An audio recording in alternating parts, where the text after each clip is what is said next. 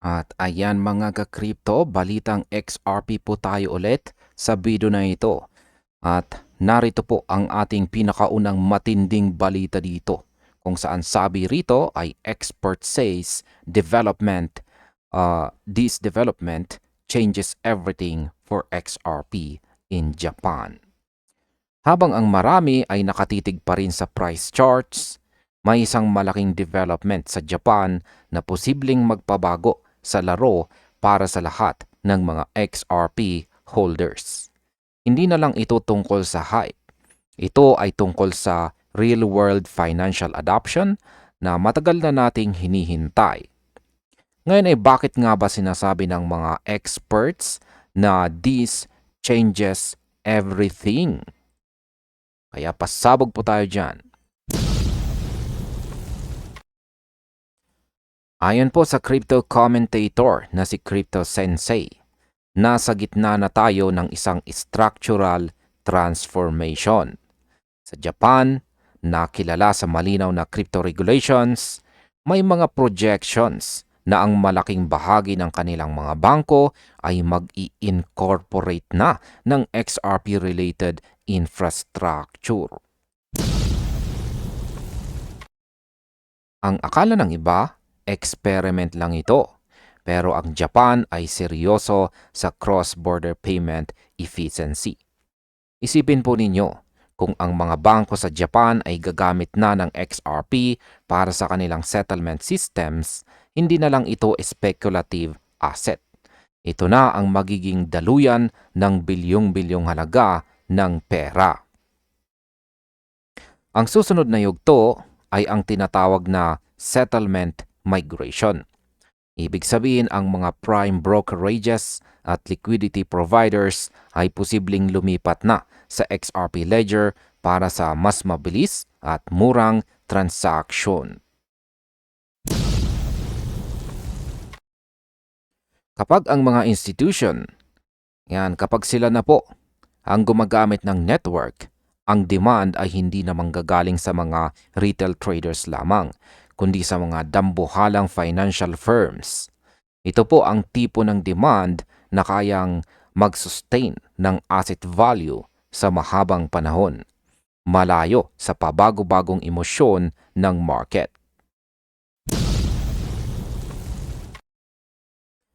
Ngayon ay may isa pang anggulo na tinitignan ang mga analyst at yan po ay ang global liquidity stress.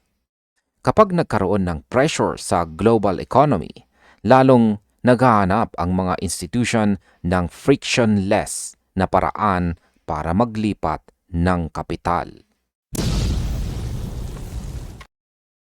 Ngayon ay dito po papasok si XRP bilang solusyon. Sa gitna ng financial stress, ang bilis at baba ng cost ng XRP Ledger ang nagiging ultimate advantage nito. Sa madaling salita, ang krisis sa labas ay posibleng maging mitsa ng mas mabilis na adoption ng blockchain technology sa loob ng banking sector.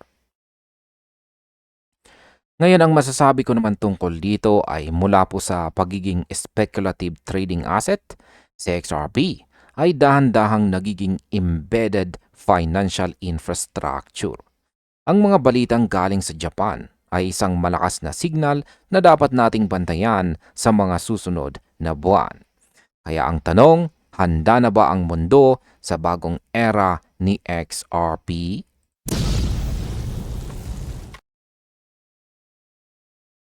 At heto naman ang ating sunod na balita dito, kung saan ay meron pong isang drop developer ang nakapagsabing expecting a huge XRP move any moment from now.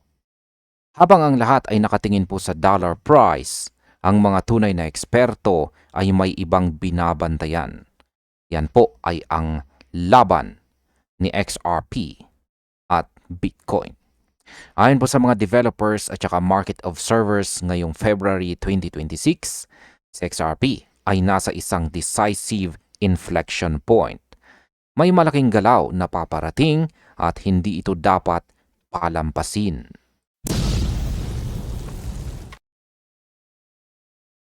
Ayon po sa developer at saka market observer na si Bird, ang structural behavior ng XRP BTC chart ay nagpapakita ng matinding pressure. At ayan po ang chart na kanyang ibinahagi rito. Sa loob ng maraming buwan, nakakulong sa XRP sa isang downtrend laban kay Bitcoin. Pero ngayon, ang presyo ay pumipigil na sa upper boundary. Akala ng marami, hihina na sa XRP. Pero ang compression phase na ito ay parang isang spring na pilit na binabaon. Kapag bumitaw ito, asahan ang isang mabilis na expansion. Kasalukuyang nakikita po ang ratio sa paligid ng 4 zero digits 2184 BTC at unti-unti nang nilalamon ng mga buyers ang supply. Ngayon ay ano ba ang kailangang mangyari para masabing to the moon na? Kailangan nating makakita ng isang confirmed breakout sa itaas ng 4 zero digits 3 region. Kapag nangyari ito, hindi lang ito simpleng pagtaas ng presyo. Ito ay isang structural shift. Ibig sabihin, ang pera mula kay Bitcoin ay nagsisimula ng lumipat patungong XRP. Sa kasaysayan ng crypto, kapag nagkaroon po ng ganitong capital rotation, dito nangyayari ang mga pinakamalalakas na XRP rallies sa dollar terms. Ngayon, ang sunod na tanong dito ay bakit nga ba mahalaga ang relative strength? Kapag ang altcoins ay nagsimulang mag-outperform laban kay Bitcoin sa higher time frames, sumusunod ang buong market sentiment. Pero tandaan natin, ang market structure ngayon pong taong 2026 ay mas complex o komplikado. Hindi lang ito basta chart, may kasama na itong institutional flows at bagong regulations. Ang mga forces na ito ang pwedeng mag-accelerate sa breakout na matagal na nating hinihintay. Kapag si XRP ay nagpakita ng tibay laban kay BTC, signal po yan ng malawakang accumulation. Ngayon, ang aking opinion naman po tungkol dito ay nasa decision zone na tayo. Kaya kung malalampasan po ang resistance, asahan po ang powerful or malakas na breakout. Pero kung margek naman, kailangan pa ng kaunting panahon para mag-build ng momentum. Ang susunod po na galaw ng XRP-BTC pair ang magsasabi kung tayo na ba ang susunod na hari ng crypto market.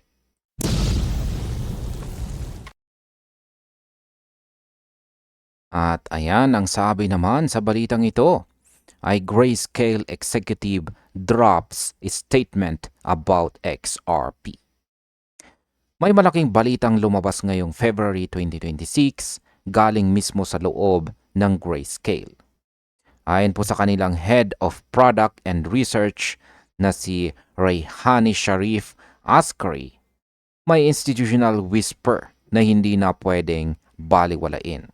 Sa XRP daw ay isa na sa pinaka-pinag-uusapan sa mundo ng malalaking investors.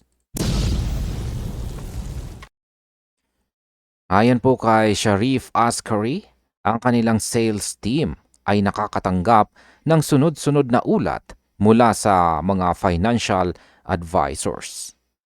Ang nakakagulat po dito ay itong si XRP ang pumapangalawa sa listahan ng mga digital assets na madalas itanong ng mga clients.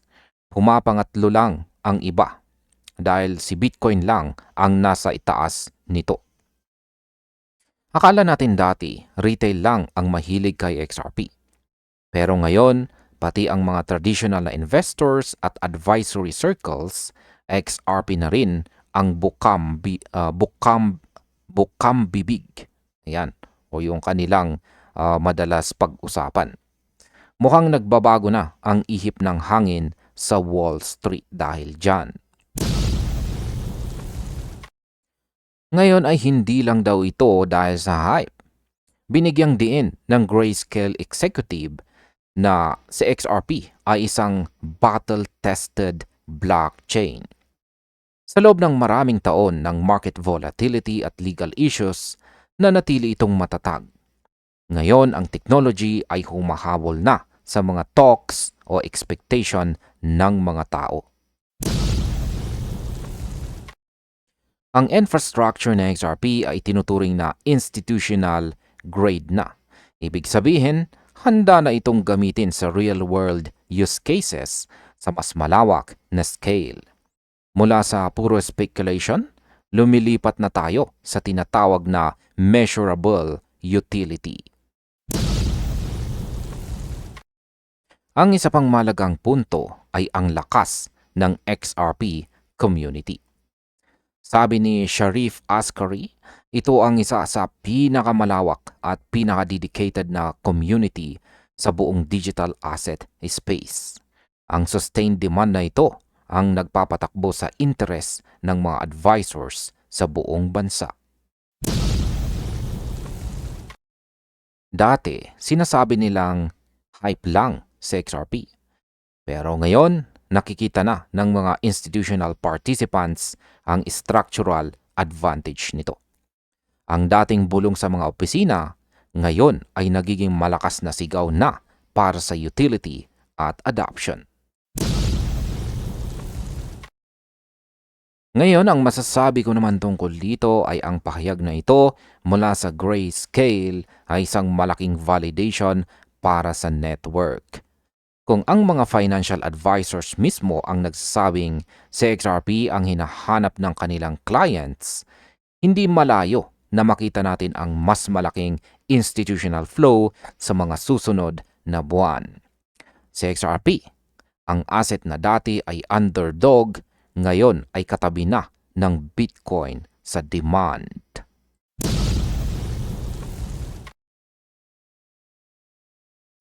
At hayan naman ang sunod nating matinding balita dito. Kung saan sabi rito, Egrag Crypto presents XRP's visual behavior. Yan, visual behavior, here's the significance. Sabi nila, ang history o kasaysayan ay laging nauulit. Pero sa crypto, ang tawag natin dyan ay visual behavior. Isang bagong analysis po ang lumabas mula kay Egrag Crypto na nagpapakita kung paano sumasayaw sa XRP sa loob ng mga trend lines sa loob ng maraming taon. Handa na ba sa XRP sa isang decision point? At ayan, kung titignan po natin ang weekly chart na ibinahagi ni Egrag Crypto dito, mayroong isang long-term ascending support line na hindi binibitawan ni XRP simula pa noong unang panahon. Ilang beses na itong sinubukan pero tuwing tatama ang presyo dito, tumatalbog ito paitaas. Parang yung X mo lang na pabalik-balik. Pero ito, positive ang dulot. Ang tawag dito ay structural support confirmation. Ibig sabihin, habang tumatagal, lalong tumitibay ang pundasyon ng XRP para sa susunod na malaking galaw. Ngayon ay dito na po nagiging exciting ang usapan.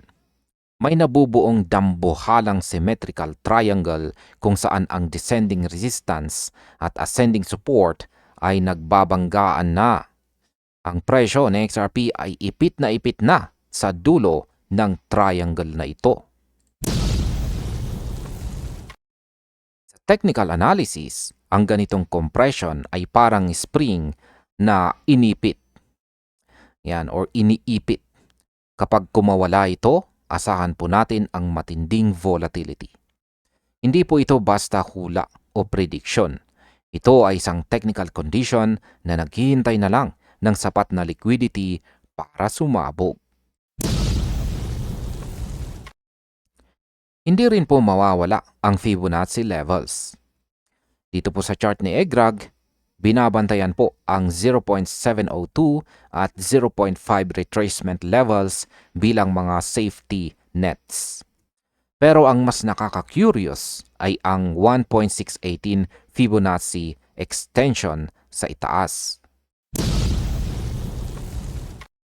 Maraming traders ang nagtatanong ngayon, ang $1.50 level na ba ang bagong permanent support?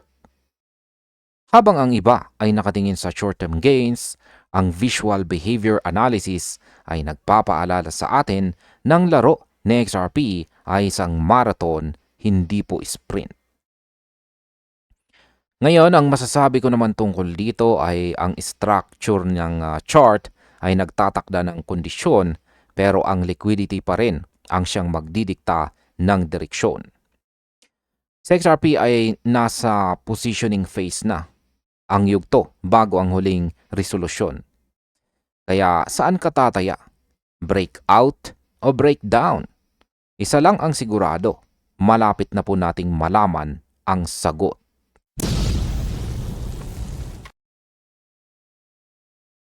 At heto naman ang ating sunod na isa na namang matinding prediction na balita. Sabi rito, analyst sets timeline for $100 XRP price. Mula sa barya-barya, patungong triple digits, isang matapang na price prediction ang lumabas ngayong February 2026 na nagsasabing sa XRP ay posibleng pumalo sa $100 o $100 bago matapos ang dekada. Pero gaano ba ito katotoo? O isa lamang ba itong hype? At ayan, ang market commentator po dito na si Austin ay naglabas ng isang structural outlook. XRP to $100 by 2030. Hindi po ito basta speculative surge lamang, kundi isang multi-year outcome base sa real-world adoption. Sa gitna ng stabilization ng presyo ngayong early 2026, ang forecast na ito ay nagbibigay ng bagong pag-asa sa mga long-term holders. Marami ang tatawa dahil malayo pa ang kasalukuyang presyo sa target na yan. Pero kung titignan po ang kasaysayan, sa XRP ay laging dumadaan sa mahabang consolidation bago ang isang higanting rally. Time, hindi lang sentiment, ang kailangan para sa ganitong kalaking valuation. Ngayon ay dito po tayo sa realidad. Karamihan ng quantitative models ay nagpapakita ng mas moderate na trajectory. Karaniwan ay single digit o low double digit lang pagdating ng 2030. Para maabot ang $100, kailangan ng tinatawag na structural change. Hindi sapat ang isang magandang balita lamang. Kailangan ng mas malalim na integration sa cross-border payments at mas malawak na institutional settlement. Kung magagawa ito ng XRP Ledger, ang ceiling o limitasyon ng presyo ay siguradong tataas. Ngayon ay bakit nga ba aabot ng ganyan kataas? Ang utility ng XRP sa settlement at liquidity provisioning ang magiging susi. Habang mas maraming bangko at financial institutions ang gumagamit sa network, mas tumataas ang demand.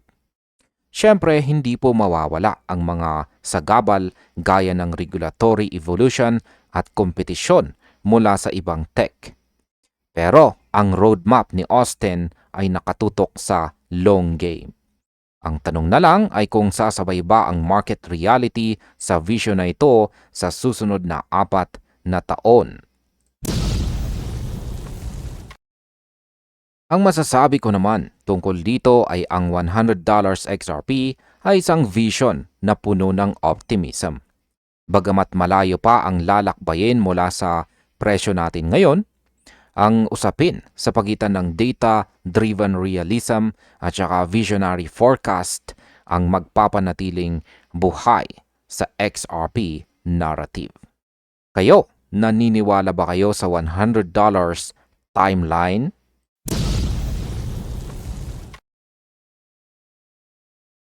At ayan, narito na po ang ating panghuling matinding balita sa video na ito. Meron pong isang analyst ang nagsabing no chart justifies $10,000 or $1,000 XRP price at the moment. But, yan. Usap-usapan po sa social media ang presyong $1,000 at maging ang $10,000 na presyo ni XRP. Pero, bago po tayo mag-order ng Lambo, mag-break muna tayo sa reality.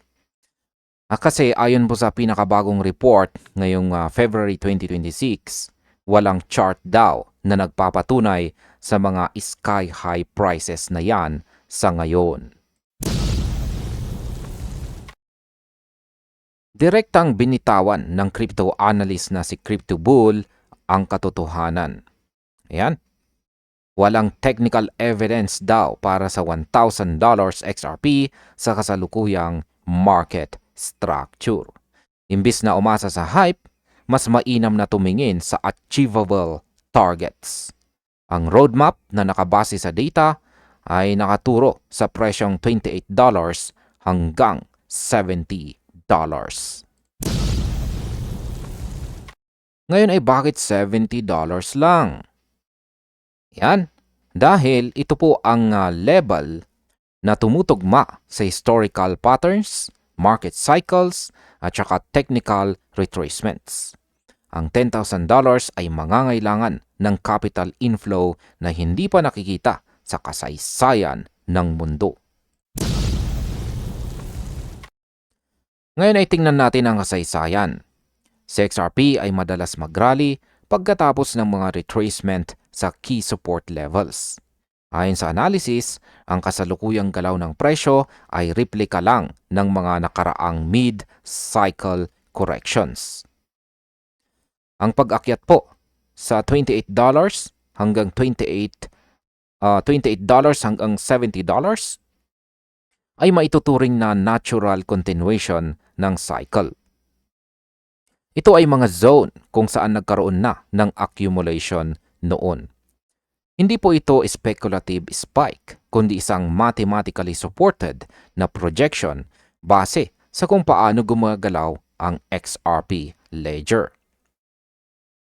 Hindi lamang po charts ang basehan dito, kundi pati ang on-chain activity, ang mga active addresses, escrow releases at saka institutional adoption ang tunay na nagpapatakbo ng presyo. Kaya para maabot ang $1,000, kailangan po ng systemic change sa buong global trading infrastructure na wala pa sa ngayon. Kaya imbis na maghabol sa mga numerong too good to be true, ang smart holders ay nakatutok sa resistance zones na mas malapit sa realidad o katotohanan. Ang focus sa $28 hanggang $70 ay nagbibigay ng mas malinaw na framework para sa risk management. Ngayon, ang masasabi ko naman tungkol dito ay masarap mangarap ng libo-libong dolyar, pero ang data ang nagpapanalo sa trade. Ang $28 at $70 ang mga realistic benchmarks para sa susunod na phase ni XRP. Kaya handa ka na ba sa realistic moon mission na ito o hihintayin mo pa rin ang $10,000? At ayan mga kakripto, hanggang dito na lamang po tayo sa video na ito. Marami pong salamat sa panunood.